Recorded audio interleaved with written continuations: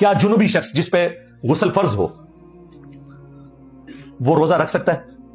بالکل رکھ سکتا ہے. بخاری اور مسلم دونوں میں حدیث ہے.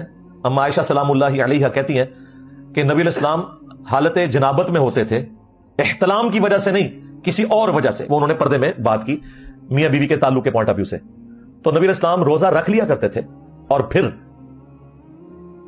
طلوع فجر کے بعد غسل اتارا کرتے تھے. یعنی آپ اگر اٹھے ہیں سپوز 4:45 بجے اور آپ کو پتا ہے 5:10 پہ ختم ساری ہے، اگر میں غسل کرنے گیا تو میری ساری رہ جائے گی، تو کوئی ضرورت نہیں غسل کرنے کی، تسلی سے ساری کریں، اس کے بعد آپ غسل اتاریں. جنوبی شخص روزہ رکھ سکتا ہے. اسی میں وہ امپلائڈ ہو گیا مسئلہ جو میں نے پہلے بیان کیا تھا کہ اگر کوئی شخص جنوبی ہے تو جنوبی ہونا اس کے روزے کو نہیں توڑے گا، کیونکہ جنوبی جب روزہ رکھ سکتا ہے اور روزے کے دوران کوئی جنوبی ہو گیا نائٹ فال کی وجہ سے تو پھر اس کا روزہ نہیں ٹوٹے گا.